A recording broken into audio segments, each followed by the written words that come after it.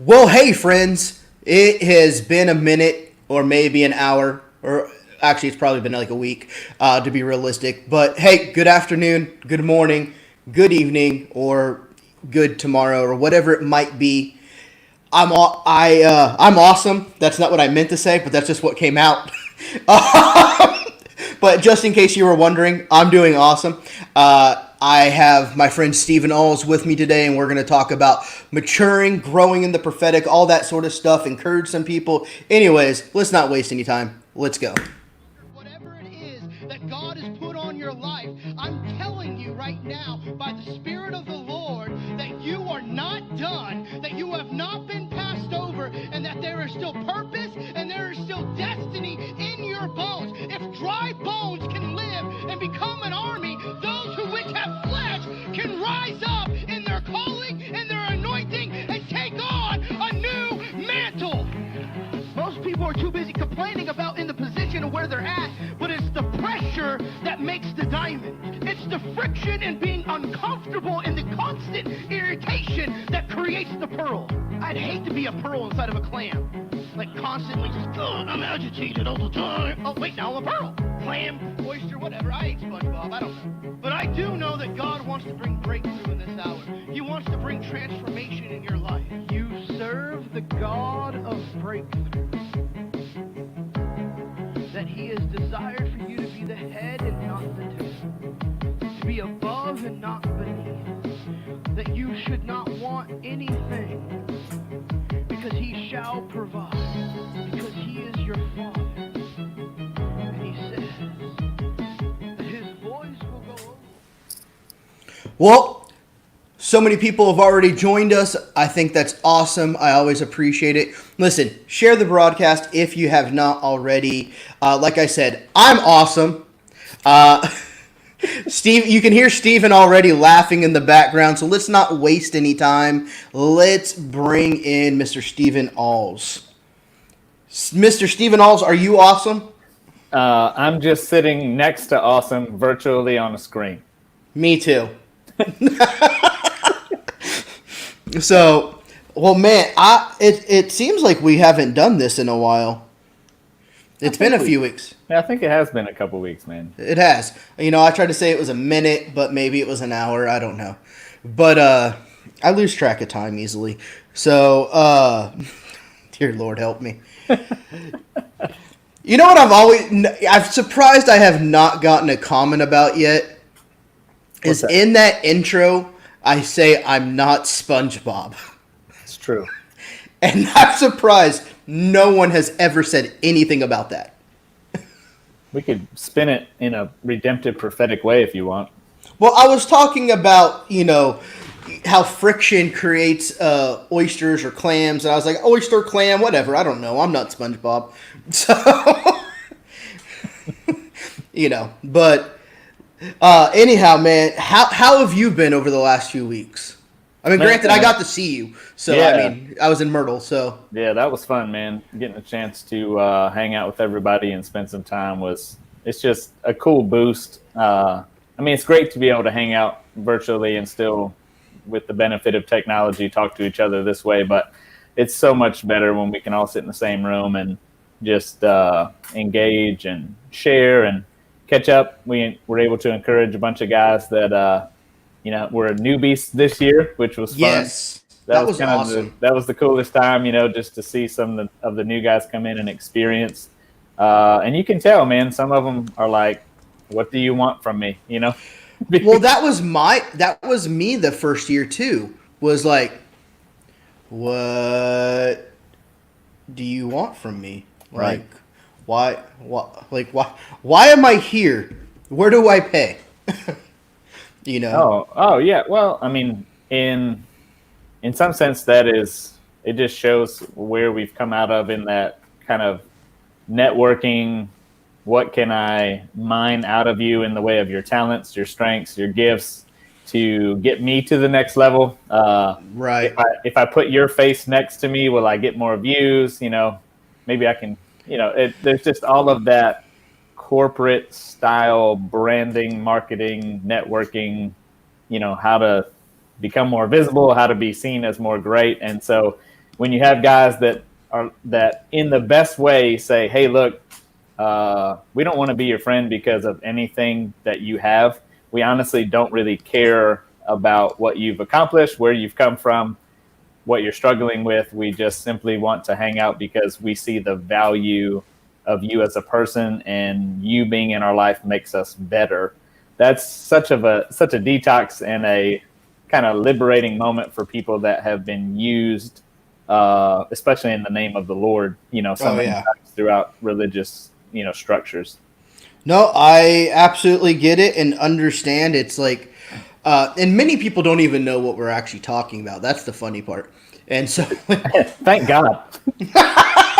or they would come find us. No, it's a retreat for a bunch of guys to get together and just spend time with each other. It's not a networking moment. Like, I don't know if anyone even in that room has a business card.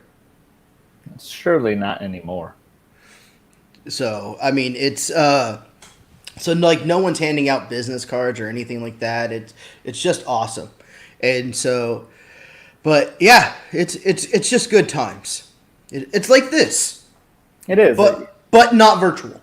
No, but it works out, and it follows, the message that we, I believe, try to get out even on Tuesdays, is this concept that if you only study the Lord as he is invisibly in the spirit or in the heavenly realm, then you're missing so much of who he is manifested through his body.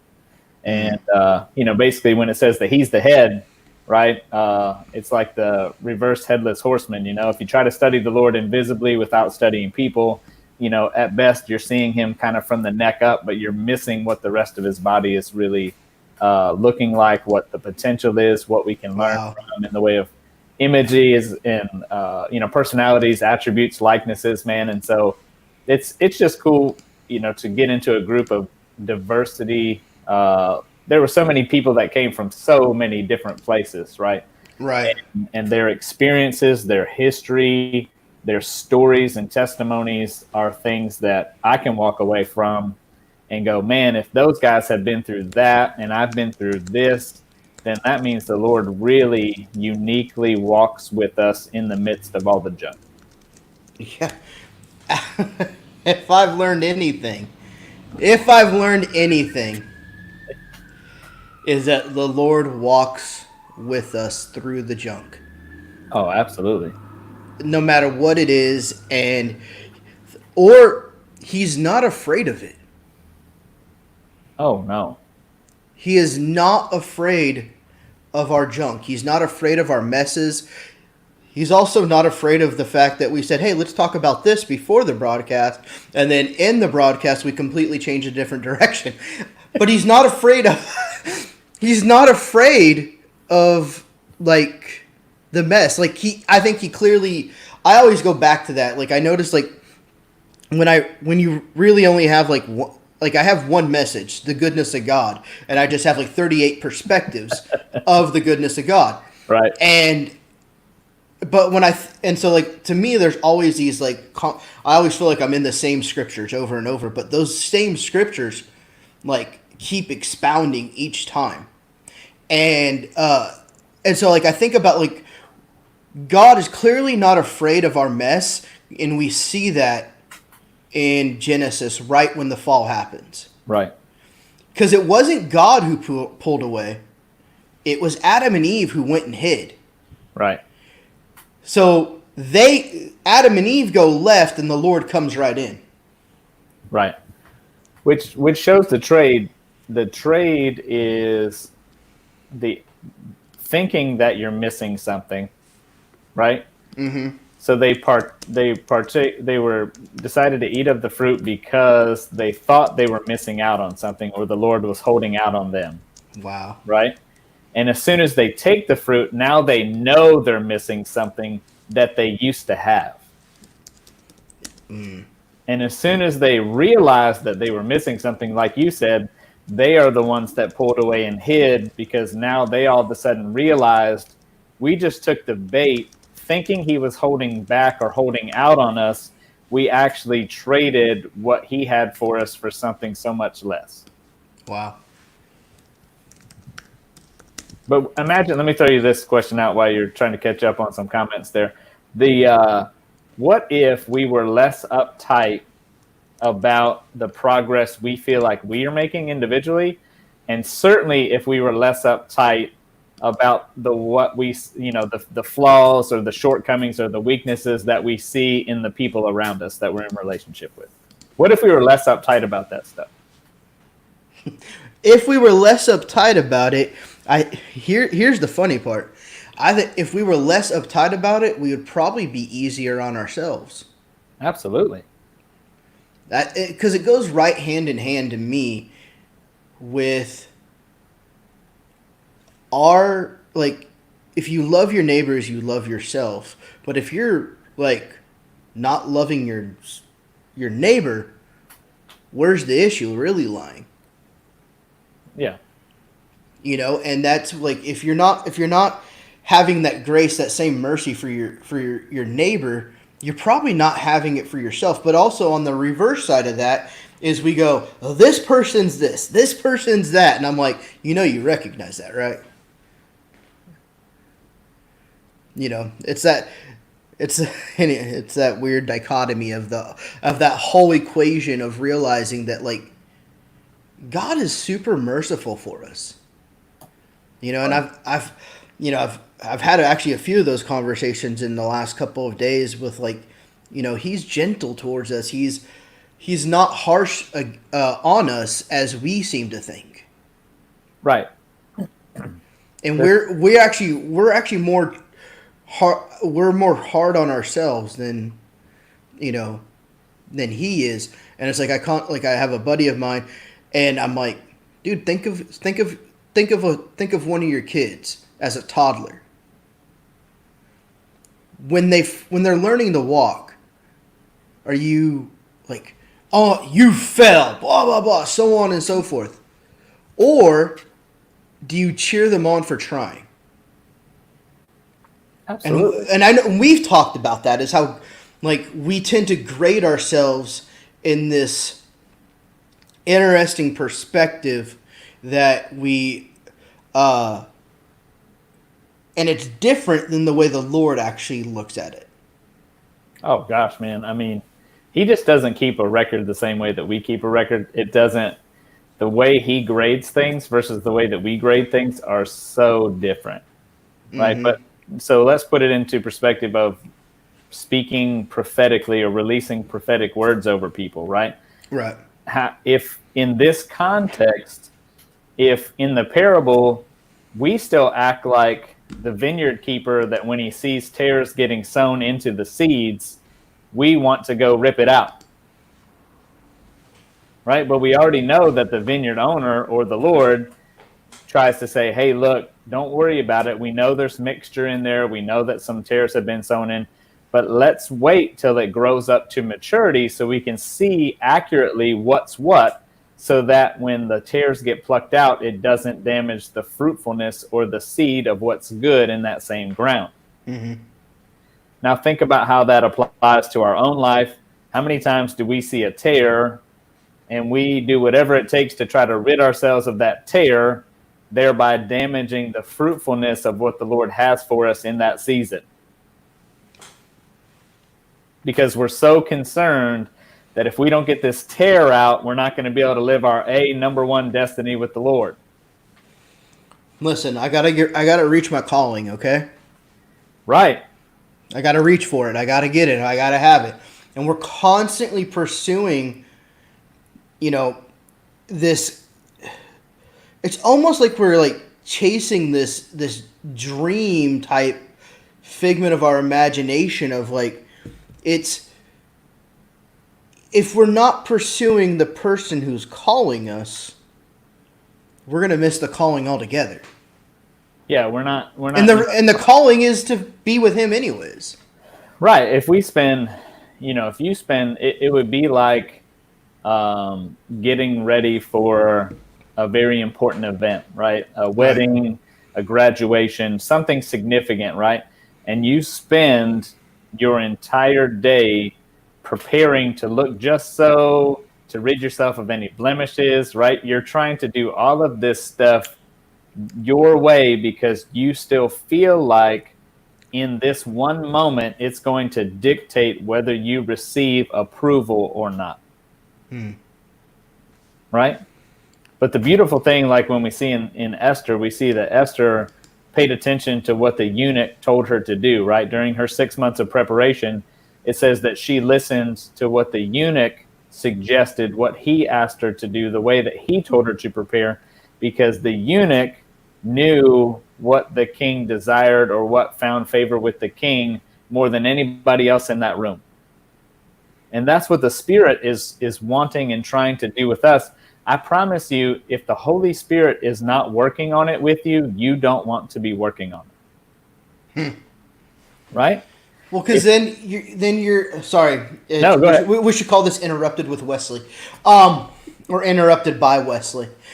But it's funny that you mentioned that, because then it's like, are you trying to become? Because those attributes that Holy Spirit would be working on would be the things that are making us more righteous. And so we're trying to achieve, and I say more righteous because like there's that aspect of where it's action, but then there's that aspect of where it's identity. Right. And so we try to go in our own lives and make these changes and so on and so forth. Like I remember when I first got saved that people were always trying to like, you need to go back and apologize, like I was part of AA or something all of a sudden, and you need to go back and make these things right and so on and so forth. And I'm like, where's like the statute of limitations on this? I thought I became a brand new creation. Right. And I've been given a new identity, and I've been given this, and I've been given that. And I just think, sometimes we get so stuck in this mindset of like, we have to make these changes.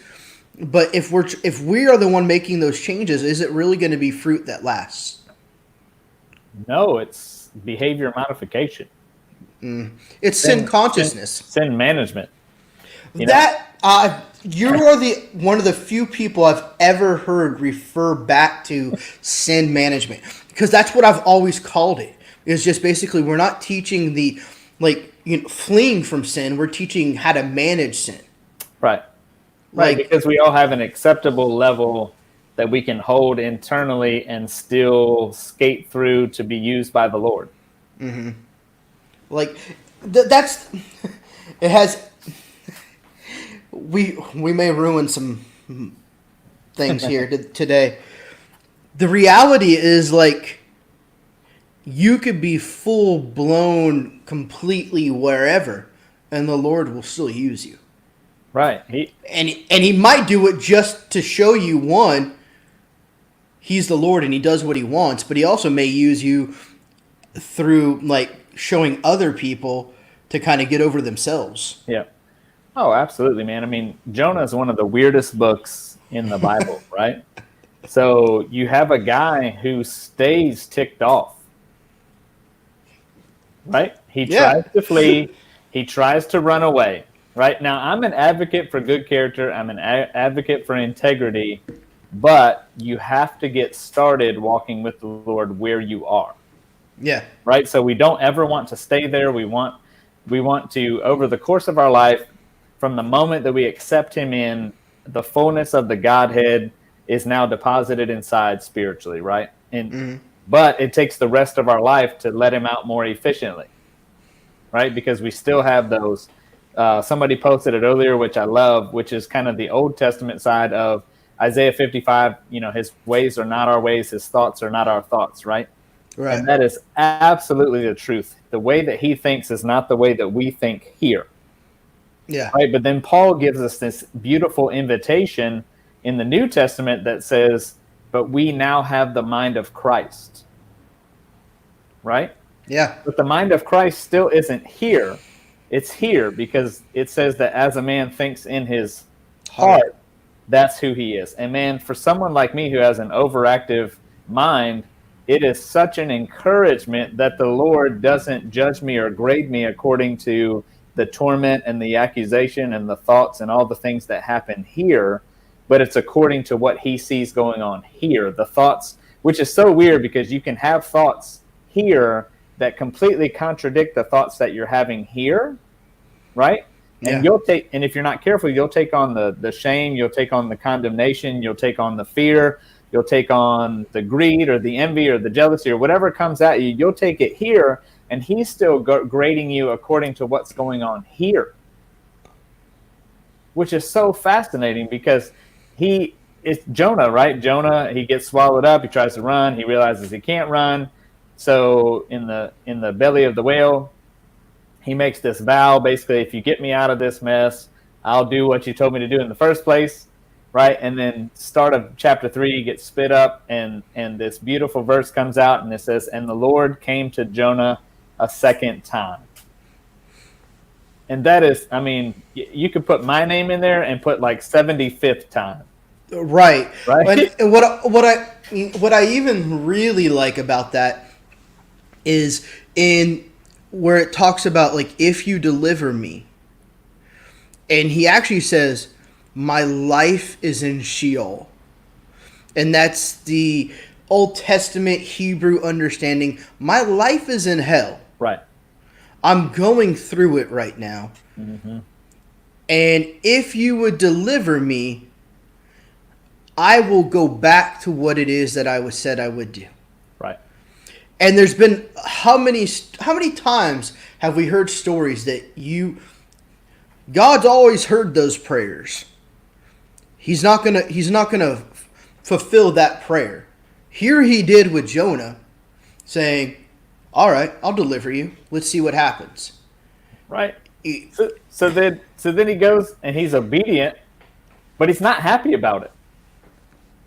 Right. And because of, yeah, exactly. The 1,000. Yes, I'm there. Yeah. Times 10. Yes, for sure. So he gets there, right? He does the word. He's faithful to what the Lord told him to do. And then he sets up camp hoping that they don't listen to the message he gave. Right? This is the guy the Lord chose to be the deliverer of Nineveh. Right? Right?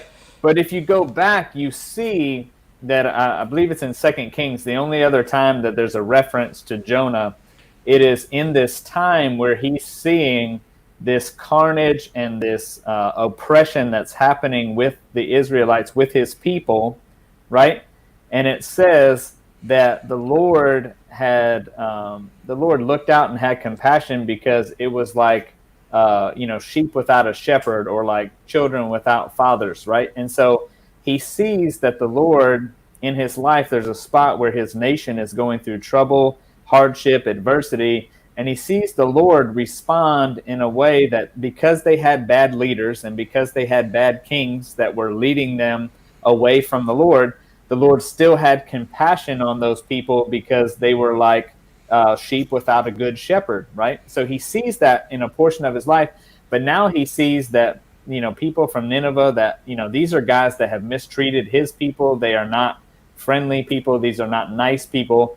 And so he doesn't want to, out of the offense that he has in his heart of what these people are like, he's decided that the Lord should not extend them the same invitation that he watched the Lord extend his own people. Sounds familiar. That sounds like our natural thing is like, thank God, protect me, God, get those people, Yeah. And so, but he sets up camp, right? And he's like, I hope they don't listen, which is not what you would advocate in one of your prophetic ministers, right? You would not advocate that you go over there and hope that they get judged because they're disobedient to the word that you've released, right? I think we can all agree that's not the attitude you would want to carry into the afterburn of a service or whatever, is right. To sit around and hope that everybody doesn't listen to the word of the Lord so that they can get, fire rain down on them or whatever. But he sets up camp, and then even in that, the Lord is trying to jump through his hoops. He's trying to slowly just massage the places in his heart that have hardened towards these people. He puts up the shade, which provides rest, and then the shade gets burned up, which provides this searing heat. And he's trying to do anything he can to get Jonah to wake up to the reality of what his heart is like. But the crazy thing is the book ends without a happily ever after. Right? We never see where Jonah changes his attitude. We never see where Jonah has this revelation moment that says, "Oh man, you're right. I've been treating these guys wrongly. Will you please forgive me?" No, it just ends. It just ends with the Lord still coming and trying to reveal himself to Jonah in a way that transforms Jonah. But even while he's still trying to transform Jonah, he's using Jonah to transform a nation. Wow. Michelle wrote, "How do you get free from these mindsets?" And that being those mindsets that are constantly attacking. So Yeah, the accusation and the torment doesn't end. yeah. It won't stop. I wish I could tell you that when you get far enough into it, the voices go away and you hit this utopian extreme place of confidence and security with the Lord where nothing affects you anymore. But the reality is, the closer that you get, the more squeezing, the more pressing, the more pressure, and the more doubt tries to hit you, because the closer that you get to the finish line of a season, of a problem, of a circumstance, that is like the last stand that the enemy has to try to make before you experience breakthrough in that area. So you can almost measure the level of intensity of the accusation, the torment, the thoughts that happen, that hit you as you're moving towards something. That shows you're getting close to seeing a revelation of the Lord in a way you've never experienced before. And the enemy knows if you end up going through that door, he can't have you anymore in that area. Yeah. And that's so go ahead. So the process is what frees you. Yeah. Staying faithful to the process, being obedient to his voice, is what frees you. There is no discipline. There is no magic pill. You can't fast enough. You can't pray enough. You can't listen to worship music enough, because there are things that are designed in your life to mold you and shape you. And if we think of it as a blacksmith, think about how a blacksmith works to perfect a weapon, right? Mm-hmm. The weapon's not very happy with what the blacksmith is doing the whole way through that process, right? You get burned, and then you're heating up until you feel like you're on fire, and then you get drowned, right, enough to cool it off, and then you get hammered on to where you change shape and you don't look like what you used to look like anymore. And then about the time you start to adjust to the new shape that you have, you get thrown back in the fire again, and you get heated up until you're kind of like without form and void, and you're flexible and you're pliable, which is what the fire does. It makes us flexible and pliable. It makes us release the grip that we have on all of these lifelines that we've made that aren't the Lord, and the ways that we've relied on our own strength. And so we get heated up in the fire, and then we get drowned again, Yeah. And we go through this process, right? And that's what the real process of maturing in the Lord looks like. It looks like going through and being obedient and faithful to the season that he has you in, with no criticism or judgment for where you are with respect to where anybody else finds themselves. I would also add, we know the passage, perfect love casts out all fear. And if you still have fear, then love is yet to be perfected in you. But we can take that to perfect love cast out all depression.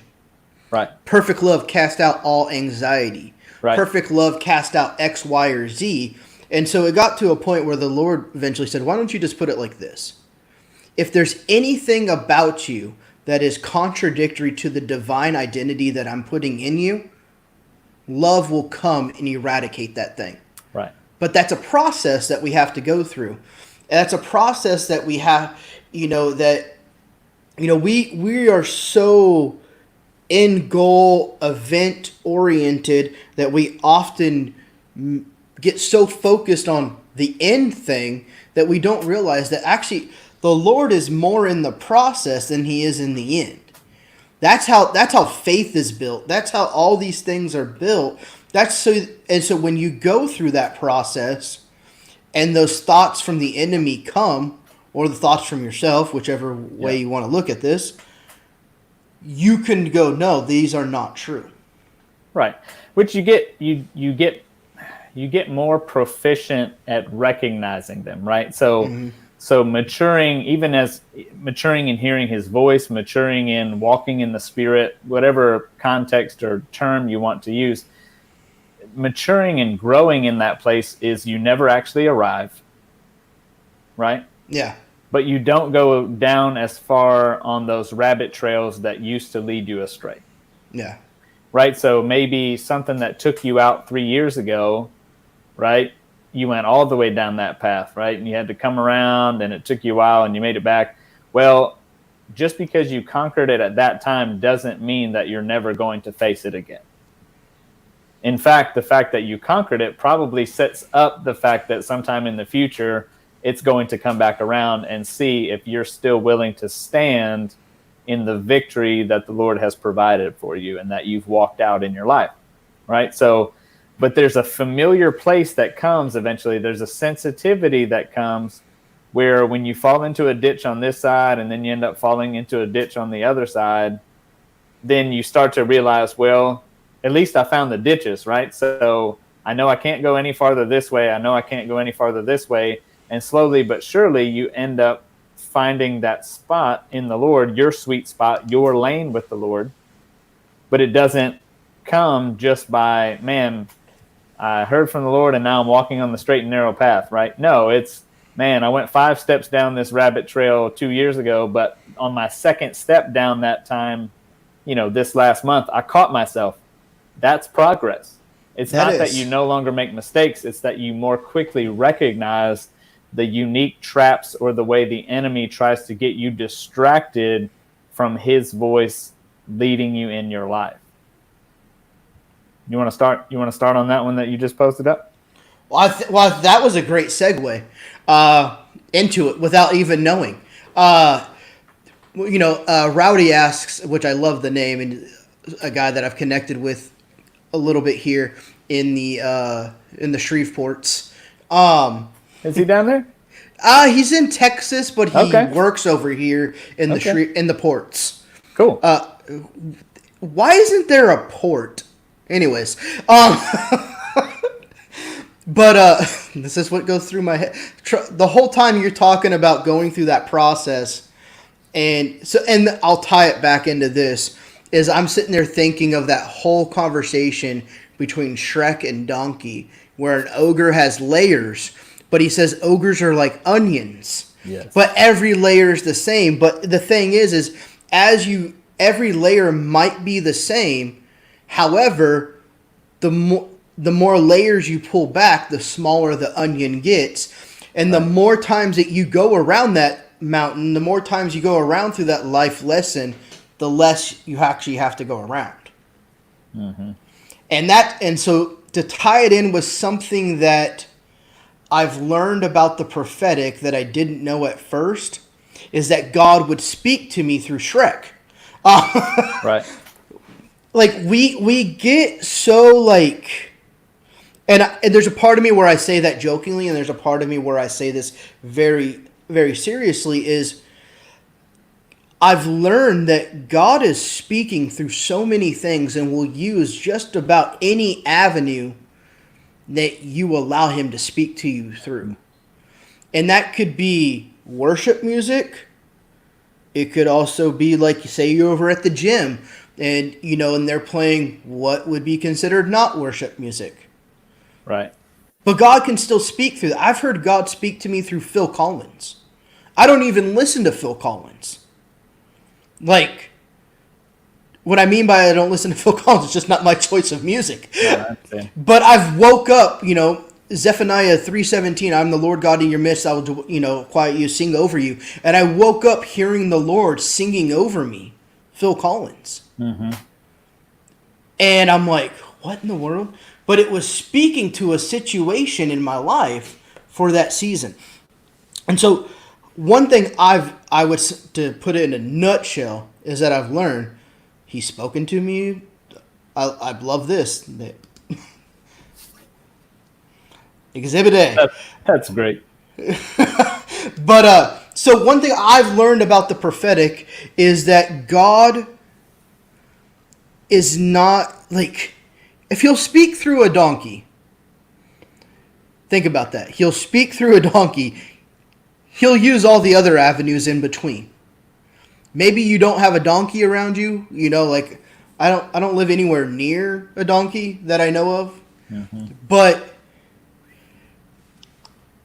he will speak to you through these different avenues, and to not become overly familiar with his voice and the avenue that he will speak to you through. No, that's a really good point. I think, when I think about things that I've learned since I first started out, right, Yeah. is number one, I don't have to be prophetic to be prophetic. Right? So there's not a mode or a switch that needs to be flipped between conversational Stephen and prophetic Stephen. Come on.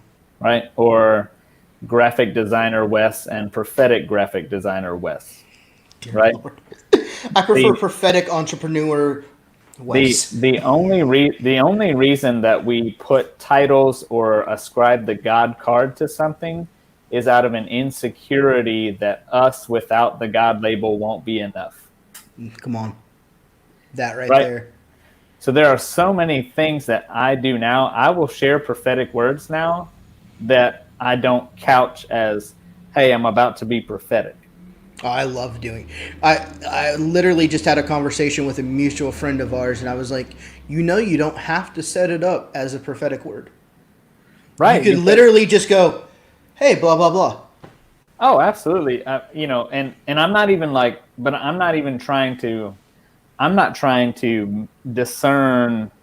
I'm not trying to always sanitize what's going on in my head. That's the Lord versus me. Right. Because if we've been grafted in, right, if we've truly been grafted in, which is something that we don't really believe has taken place, we still believe in all of us there is a easy definition between where you end and where the Lord begins. Yeah. The way that we think about it from a flesh standpoint, because we know ourselves and we know other people, we think there's this clean break between where you are and where the Lord is, and sometimes we're over here in our flesh and sometimes we're over here in the spirit, but that there's like a dividing line between the two, right? Yeah. But we've been grafted in, right? If I show you a tree branch that's been grafted in, right, you can't, once they've taken hold, once the transplant has taken root, right, there is no clear definition between where that branch that's been transplanted on and where that tree trunk that has allowed that branch to graft in. There's no ability to re-separate those two without causing damage to both. Right? Yeah. So you just have to understand, like, the Lord is still coming through a flesh suit. So anything that comes out, no matter how anointed it is, no matter how much presence is attached to it, no matter how many goosebumps you feel, no matter how far you fly across the room when somebody lays hands on you, there's an aspect of that interaction that is the Lord, and then there's still an aspect of that is people. And it would be so much more freeing and liberating for all of us if we didn't get into the mode of that's the Lord, that's not the Lord. And we started to realize, man, if we choose to see through his eyes, we can find him hidden in almost anything. Yeah. I'm glad Michelle came back to that. I saw it pop up, and I wanted to make sure we get back to it, right? So, well, yeah. So, I saw people commenting towards her, and I was like, and I didn't see the comment, kind of, because I was, as you were sharing, I was kind of in my own little world of, believe it or not, and I'm sitting there thinking about when a banana and a kiwi are planted together, and it becomes like a banana kiwi. Yes, that's truly grafted in and very creative at the same time. So when I say that it doesn't end, what I mean is there's not this thing that you're doing wrong that if you start doing it right, all of a sudden everything will disappear. Right. Right. There is a spot with the Lord. I promise that with a little bit of understanding of where the Lord is, right in your situation. It doesn't necessarily change your circumstance or the struggle or the things that you're dealing with, but it absolutely makes you okay in that moment. And so let's pray. Let's just take a minute and pray for Yeah. Michelle here, because I truly believe that that, like the burning bush, like these different ways that the Lord appeared in these environments that were unexpected, I saw him breaking in and showing himself where he has hidden himself in Michelle's life. So, Lord, I pray right now that you would, that your spirit would flow, that you would begin to reveal yourself in a tangible way to Michelle. Lord, I pray that you would put her in a cocoon of your presence, which would allow her to just climb in, that the torment, the accusation, the mental battles, the things that have been taking place that make it feel like that she can't keep going, that it's not worth it, that it's futile. I pray that you would break off all of that accusation. Lord, I pray that you would begin to remind her of how much you approve of her, how much you are championing her, how much you are proud of her. Lord, I pray that she would have one of those moments like Mark 1:11, where it would be like when Jesus came up out of the water, that the heavens opened up and he heard his Father's voice saying, "This is my beloved Son in whom I am well pleased." I pray that Michelle would feel that tangible sensation today. Lord, you said you are the glory and the lifter of our head. And I can feel you just whispering to Michelle, keep your chin up, keep your head up, like a boxing fighter that's going through rounds. There's just keep your chin up, just keep your gloves up, and continue to fight, continue to battle. But the vindication that's coming is coming from the Lord. And your night seasons that have been interrupted, Psalms 4:8 says that you cause us to lie down in peace and sleep because you alone make us dwell in safety. And so, Lord, I release that over Michelle and her household. I release the ability to lie down in peace and sleep because you are her protector. Lord, and I pray that you would send people into her path that would begin to speak the voice of truth into her situation. Lord, I don't care if it's from strangers, Walmart employees, the car wash guy, where she goes to pick up dinner, wherever that comes from, I pray that you would begin to set her up for a revelation of your goodness and your kindness in the midst of a tough season. Lord, I pray that you would strengthen her, that you would give her hope. Lord, that the hope that is anchored, that provides an anchor to her soul, I pray that you would begin to remind her, give her a release of the creativity, of the dreams, of the things that you've spoken to her. Remind her of things that you've said about her that caused her to be reawakened to how you see it versus how other people have said it is. Lord, the word curses, even from well-intentioned people that have labeled her, that have tried to box her in to a certain place, that have tried to label her or describe her in a certain fashion. I pray that you would break that mold, that you would break that box. Lord, that it would be like a bird cage where the door just gets blown off so that she can start to fly in places where she's felt imprisoned and hemmed in, Lord. But Lord, give her just an infusion of hope today about how good and kind you are and how much you approve over her life. Come on. I just while you were praying, and this doesn't surprise me, but you and I kind of being on the same page there without talking, is I saw the stocks, like she was placed in those old school stocks. Right. And I saw those coming open, and I knew what it was. It was religious confines that people had put around her and put her through, saying that this is how you'll get freedom. This is how you'll, and it's what it's done. And it's the same thing as, like, as soon as Israel got free from Egypt and being enslaved in Egypt, and they get through the other side of the Red Sea, they re-imprison themselves through a different means. Mm-hmm. And so it's been this constant system, and the Lord's going to free you of that. And for the last few days, the Lord's just been dropping this in my heart. Do not let your heart be worried. Do not let your heart be troubled. Do not, and that goes into the full scripture of, I give you peace. Not the peace that this world gives you, but I give you a peace that actually has substance to it, And so he gives you a peace that has substance, Michelle. And I just kept on hearing the Lord say, remind her that she is a champion.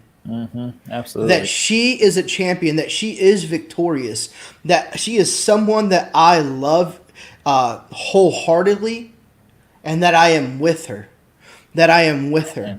And there's been those days where it's the morning quickly turned afternoon, and you found yourself still laying in bed. And he says, even then, I am with her. Yep. I am there, right there through that moment. And I see that, like, I'm reminded of this, like, of course, always me, is I'm reminded of this video that we've probably have all seen on Facebook at one time or another. The same water that softens the potato hardens the egg. And it's not necessarily saying that constant battle of torment is never going to cease. Mm-hmm. What's saying is now you begin to respond differently in that. As someone who's gone through deep seasons of depression, literally at one moment I had a therapist, a pastor, and a psychiatrist all working on me while being on suicide watch. Right. Which may have been a part of my issue. But it was the Lord who broke through that moment. And that's what's going to happen. He's going to break through He's going to be like how Thomas was in that room with the disciples. I will not believe that he resurrected until I could put my hand in his wounds. And that's exactly how it's going to be. Is he's going to allow you to put your hand in his wounds, and the revelation of who he is going to come to you, and it's going to cause light to shatter through that darkness. And you're going to be able to grab a hold of him.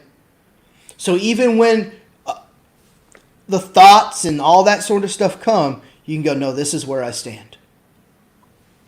Absolutely. There's been a few comments of people kind of in similar spots, anxious, feeling discouraged or ready to give up. And one exercise that I would just encourage all of you who are feeling that way to begin to write the way that the psalmist started to write.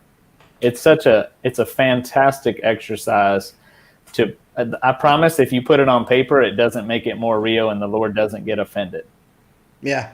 Okay. So the thoughts that you're having, there's so many of you that just need to vent and get the stuff that's bouncing around out onto paper. And if you'll just exhaust the list of all of the things that are hitting you and just go through it, just like they say when you just do blank, writing, when they say to clear your thoughts before you try to write, you just vomit on the paper everything that's going on in your mind, all of the thoughts. It's just a constant stream of consciousness. And I would encourage you guys to just commit that stuff to paper.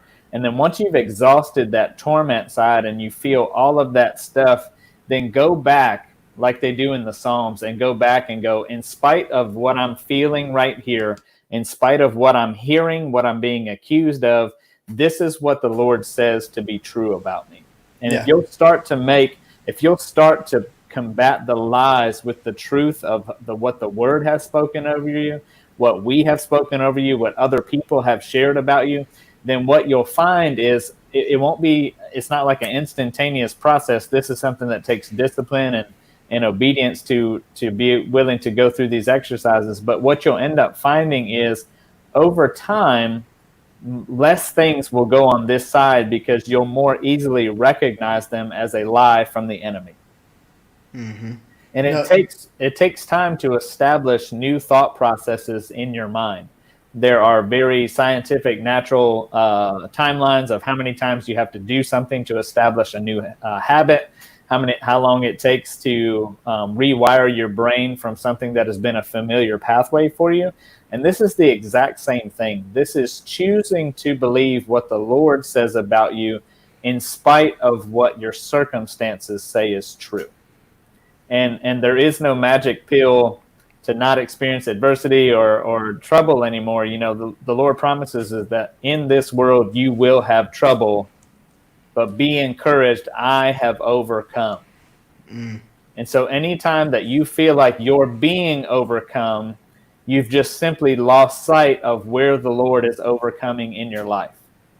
And that's not a bad thing. That's not something to get upset about. That's just to go, oh man, I need to get my eyes back on the Lord, because it says, resist the devil and he will flee from you, which is not engage the devil and try to vanquish him so that you'll have some peace. It is simply pay no attention to what the enemy is doing in your life, but fight to stay focused and connected, fixing your eyes on the Lord, no matter what distraction would try to get your attention off of what he's doing with you and the voice of truth that is speaking to you. Absolutely. It's that journaling is probably saved my mind from breaking a number of times. Absolutely. Because if you don't get something out of you, it becomes poison. It's just like if you were bit by a snake, and if you don't get that poison extracted, that venom extracted from you, it then it circulates through your bloodstream and it does its damage. And so to get free from that is to literally put it out there. And I love how you said it doesn't make it more real. Right. It doesn't people go, oh, you're giving power to it. No, you're getting it out of you. Allowing it to sit here. Mm-hmm. Because when it sits here, it eventually makes its way down to your heart. That actually is what gives it more in that process. It's because you become so focused on you. And what happens is, and any time that I've started that process, and I start writing out what I believe are truths in that moment, right, the Lord begins to speak. He goes, well, that's not true. This, and that. Mm-hmm. Now, how many times do we do that with people? Right? I mean, you and I have talked about this just in the last couple of weeks, right? Yeah. You take the bait of a thought, right? And what you perceive to be what the other person is doing or where they're coming from now is your truth. Yeah. And you've set that up over top of giving that person the opportunity to show you what's true. Yeah. Right? So if you decide so-and-so is probably mad at me, right? Yeah. If you hear that thought, or let's say you read a text message the wrong way, right? Because we read nonverbal communication in the frame of mind that we currently find ourselves, not necessarily in the way that someone else is trying to communicate. Exactly. Right? So if you're feeling really happy that day, then you end up, reading everything through rose-colored glasses. Even if someone's mad at you, you're like, oh, so-and-so's frustrated, and you just keep on going. But it's not at me. But if you're reading it through a stressed out, depressed, then even when someone says, hey, do you want to grab lunch with me? You're like, oh no, they probably have something they want to correct me on too. I wonder why they're setting me up. Why would they ask me to lunch if they don't want to break up with me or whatever? Right. Well, that's how it works with the Lord as well. Right. Exactly. We do the exact same thing with the Lord. Whatever we perceive to be the Lord's mood towards us dictates how we either run away from him or run towards him. And we're all guilty of it. It doesn't matter how many times how many years we've been walking this way. When we decide or we feel like we haven't owned up or done what we need to do to be a good friend or to be a good disciple or to be a good whatever, then it creates distance in our relationship with the Lord, because we feel like we need to stand off and give him time to digest the fact that we've been who we really are, and then he's sitting there going, man, I would love to help you with that. I just need you to get over yourself and realize that I've already paid the price for all of what you really are right now. Now, here's what's interesting. We started out talking about this right there in Genesis. Right. We have been doing the same thing for thousands of years. We run and we hide And God says this. Who told you that? The new identity that we constantly try to bring on. That's what happened with Adam and Eve. We found out we were naked and we were ashamed. And Right. God said, who told you that? Right. Because it wasn't him. No. Even when he stood in the midst as Jesus in the flesh, and he stood there and he was sitting there with them, and he said, nobody takes a lamp and puts it under a basket. Mm-hmm. He was telling them, like, even now you're light. He was showing them how he already thought of them. How he already thinks of us. Yeah. And people will go, well, that's the Lord in the New Testament. Okay, let's go. Psalms 103. Look at Isaiah 43:25.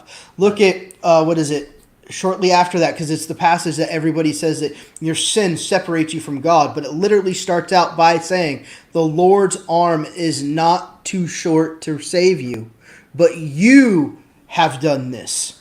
Right. You've removed yourself. And that's the thing, is we remove ourselves. And he's, here I am. No, right nothing, here. Yeah, nothing separates us from his love, right? Nothing, right? So nothing means nothing, but sin. What's it mean in the Greek? Nothing. Okay. Sin simply separates us in the way that our awareness gets obscured from where he is when we don't understand where he is. So what happens is when we start to take the bait, when we start to take the accusation, when we start to believe things about ourselves or about him or other people that are less than what he believes about us, then we start to take on, or we lose awareness of where he is when we need him. And we think that he's left. Yeah. But it's simply the fact that our eyes have been clouded or obscured from being able to see where he is in that moment.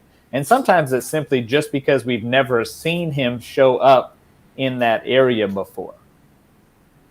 But it shows how dangerous it is to allow our perception to be reality without giving the person on the other side of the relationship the opportunity to either validate your fear or obliterate your fear. Because there's no, and you see it in society today, right? No one gets a fair chance to answer the accusations or the thoughts or the perception of how somebody feels about someone else. Everybody talks of their opinion as if it's truth. But the most vulnerable, open, beautiful expressions of love that we're going to begin to see in the way of building community and relationship and family is when something that we can't wrestle with gets stuck, that provides some gap or wedge in our relationship. Like if Wes does something, or I perceive that Wes is thinking something, I have to go to him directly and give him the opportunity to either validate that what I'm feeling is true or obliterate it before it takes me out. Yeah. Otherwise, we will end up isolating, and there's no easier place for the enemy to pick you off than when you've decided it's easier to just isolate and try to figure this thing out on my own rather than pressing in, even if it gets messy and awkward. And I promise you, the Lord is in messy and awkward because he's more concerned about people being together than he is about cleanliness and order and sanity. He is more concerned with the quality and condition of your life and soul than we could ever imagine.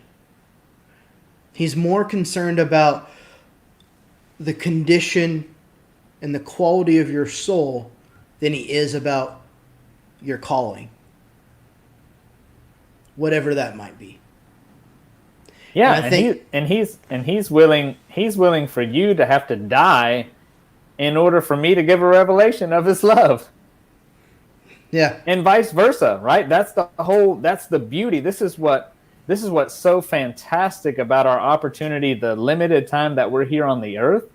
We have the opportunity to lay our life down so that someone else may see the price that he's paid for them, right?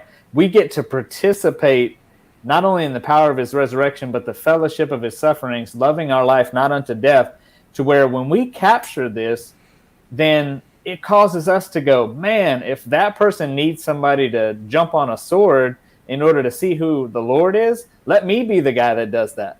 Because there's no greater joy and honor than to be mistreated, to be persecuted, to be misunderstood, to be put in chains for the cause of Christ. You start to fall in love with all the stuff that makes you foolish and crazy to the world.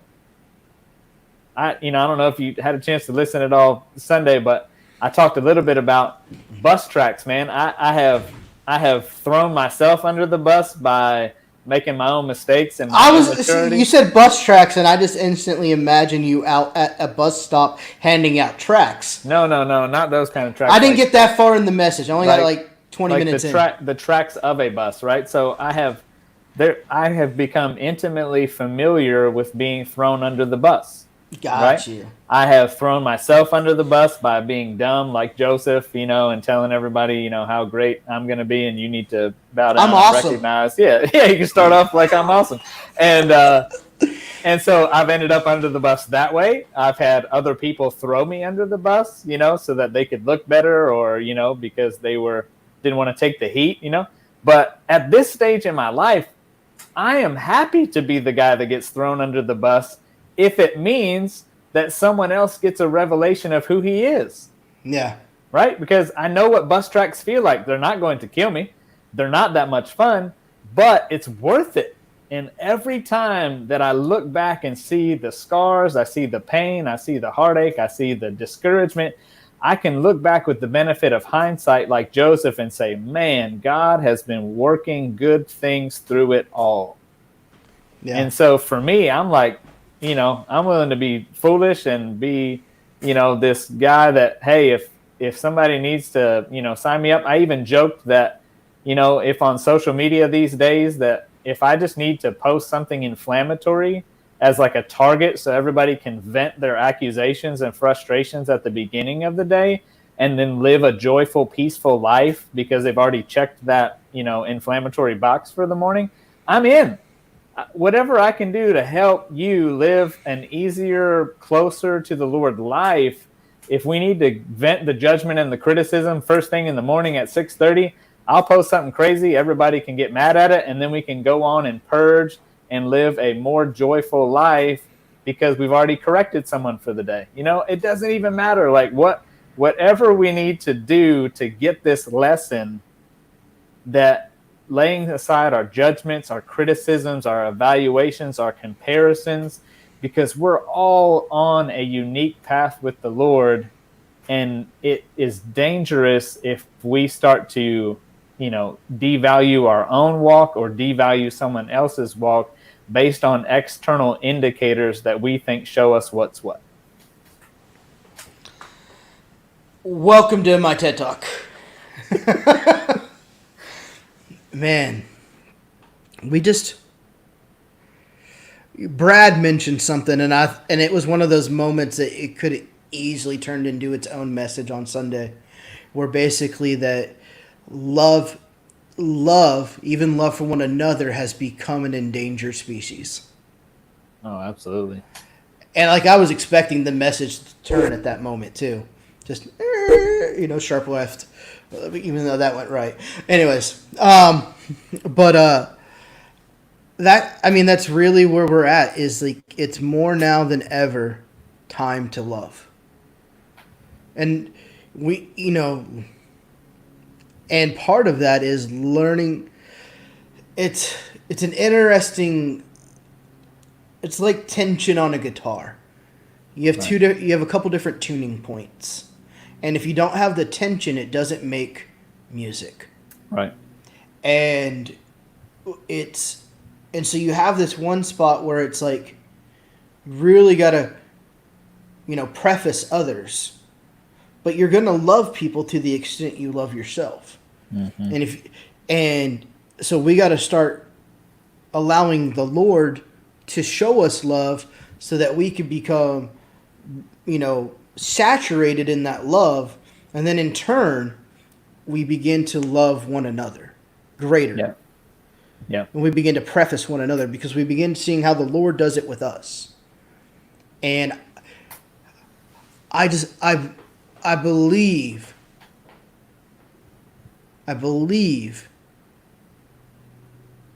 that that's where he's bringing us. He's bringing us to that place. You can call it the valley, if you will. He's bringing us to that place where we're gonna really have no choice, but to allow him to love us so that we begin to love one another better. Yeah. So as we kind of move down and kind of wrap up here, there's a dangerous exercise that we could do for anybody that is willing to go down this road, right? For homework, let's throw out a little homework here if we're doing an educational style broadcast here. Jesus when he was in the flesh, right? He came to a point where he asked Peter, "Who do you say that I am?" Right? And it wasn't, if you don't fully embrace the humanity of Jesus, then you think that he's like doing a teaching moment. Yeah. Right? But he's human, right? So he for the first time when Peter says, "You're the Christ," right? That is the first time that Jesus in the flesh has heard it on earth as he's only heard it before in heaven. Peter is the first one that gets the opportunity to frame in for flesh Jesus something that he's only heard invisibly from his Father to that point. Wow. Right? And that is the coolest thing because there is a framing in and a solidifying of a revelation when you, as a person of his body that's physically walking on the earth, when you get a chance to echo and impart to someone words that they've only heard from their Father invisibly or by the Spirit, it locks it in a way that frames it on earth truly as it's only been previously in heaven. And the dangerous exercise is twofold. It's take time. Don't ask the Lord for things that you need. Don't ask him what he wants to accomplish. Ask him, who do you say that I am? Right? And then while you're cultivating that with the Lord, look for opportunities this week where you can ask, Lord, who do you say that person is? And then go over and speak it and serve it in a way that brings that revelation into their life. So it's a twofold thing. It's the beauty of relationship. It's this way, as only the Lord can do invisibly with you in heaven. And then what can you do as you extend out to his body where you're loving him and loving your neighbor as yourself. But the twofold thing of, Lord, who do you say that I am? I don't want to know what you want to accomplish. I don't want to know what my destiny 5 years from now is. I want to know right now, in this moment, who do you say that I am? Yeah. And then as you're out there in public or in groups or at work or whatever, just simply be aware and say, Lord, at any moment, I want to know who you see that person as, and I want to be able to release it in a way that brings life into their situation. So that's your homework. Yes. We will be grading that next. No. On a curve. On a curve. You can send that to Steven's Facebook Messenger if you want. Yes, because I don't actively keep up with that. So I'll try to get to. I try to get to it like once a week. But well, man, thank you so much for joining me today. I think I guess we can say Tuesdays are back. At least one day this week. One time this month. Tuesdays are back, which I'm excited for. But anyhow, So I guess this is it. Yeah. Any final thoughts, or was that it?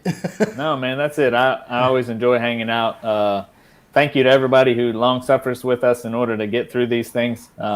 Especially those first 15 minutes of you Yeah. and I just rambling. Well, there is an aspect in it to talk until you say something, and once I think if we described it, there are thoughts that we have coming into it of what the Lord wants to do, but it's just putting feelers out, man. But when He starts to drop on something, then it's like a flag where He's waving it, going, "Hey, this is the thing that I would like for you to start with."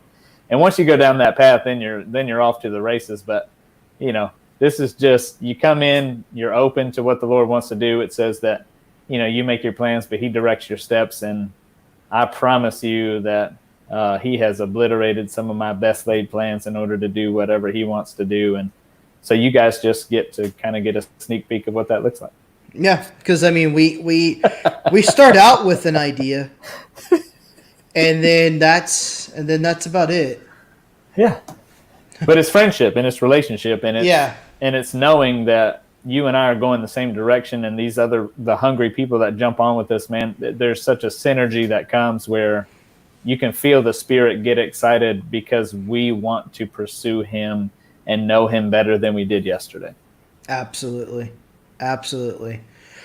Well, guys, thank you so much for joining. There is going to be another broadcast this week. I'm not entirely sure what day it's going to be, but it will be with it'll be with Brad McClendon.